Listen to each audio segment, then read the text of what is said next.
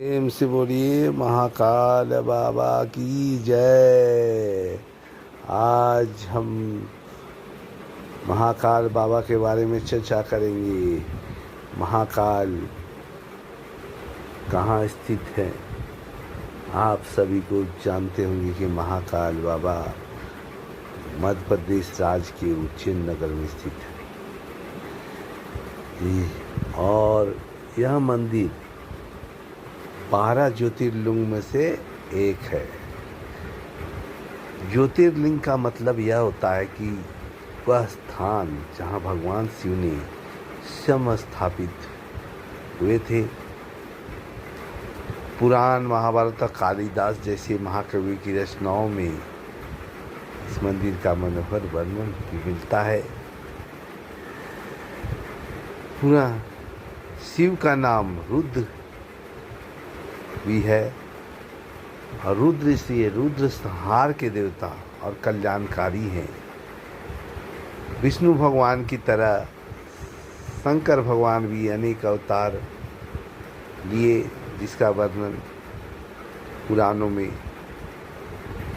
लिखा हुआ है।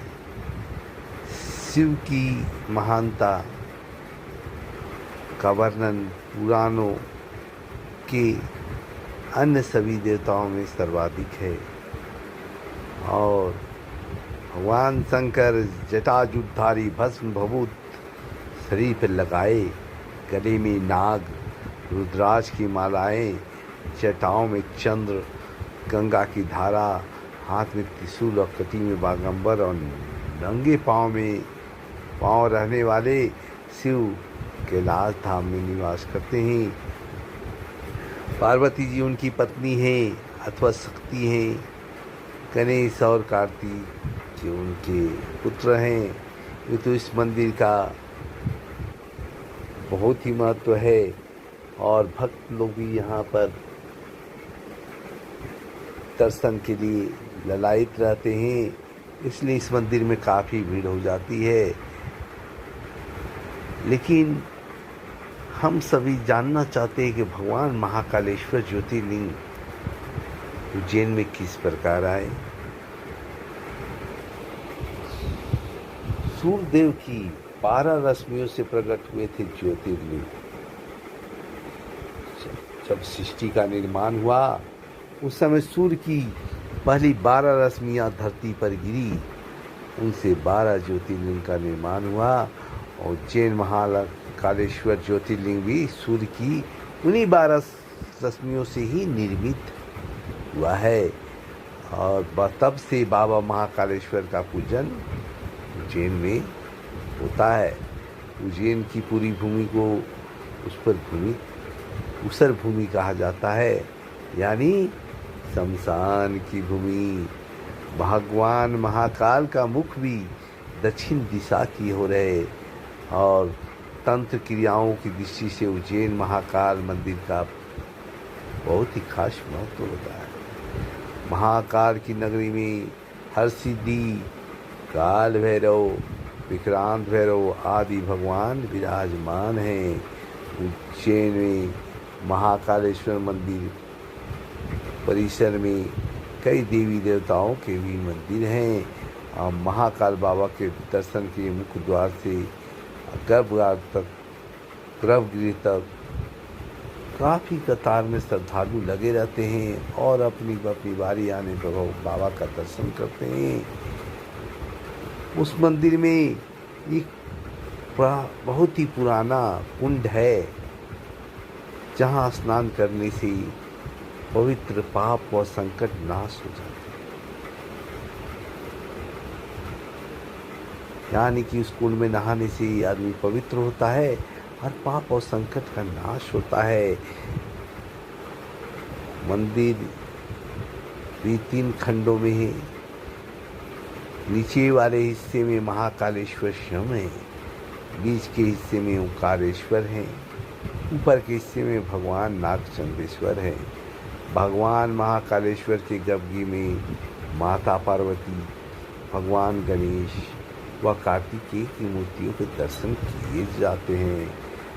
जानकारी के लिए आप सभी को बता दें भगवान श्री कृष्ण ने अपनी शिक्षा उज्जैन में ग्रहण की थी, यानी उज्जैन की ख्याति बहुत ही पुराने समय से धार्मिक नगरी के तौर पर देखी गई है। और यहाँ पर ही विक्रमादित्य का बहुत लंबे समय से शासन था। बाबा महाकाल सृष्टि के समय स्वयं प्रकट हुए थे और आज भी उज्जैन के राजा कौन है? महाकाल।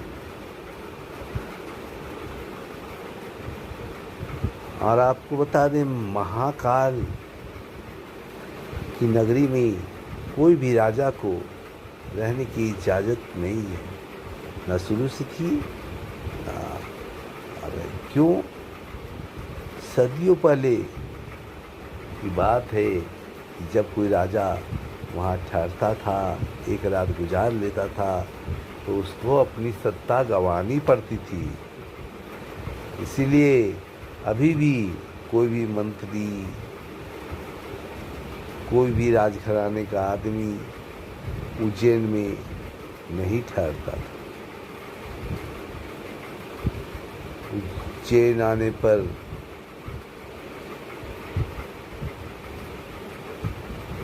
लोग बाबा का दर्शन करके अपने आप को पुण्य के भागी बनाते हैं।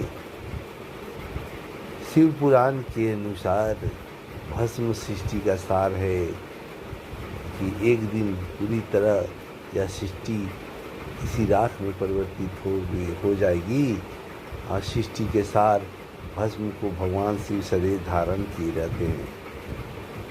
इसका अर्थ है एक दिन यह संपूर्ण सृष्टि शिव जी में विलीन हो जाएगी।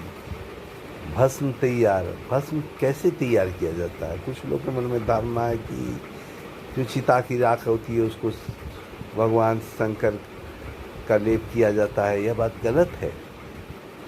भस्म कैसे तैयार किया जाता है? कपिला गाय के गोबर से बने कंडे, समी, पीपल, पलास, बड़, अमलतास और बैर के बीच की लकड़ियों को एक साथ जलाया जाता है और इस दौरान उचित मंत्रोच्चार भी किए जाते हैं।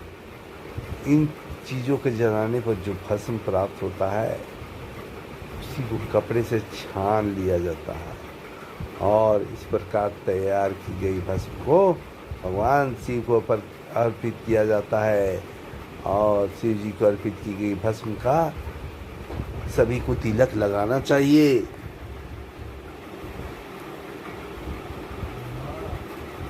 प्रेम से बोलिए महाकाल बाबा की जय। अगर यह वीडियो पसंद आया हो तो लाइक और सब्सक्राइब जरूर करेंगे।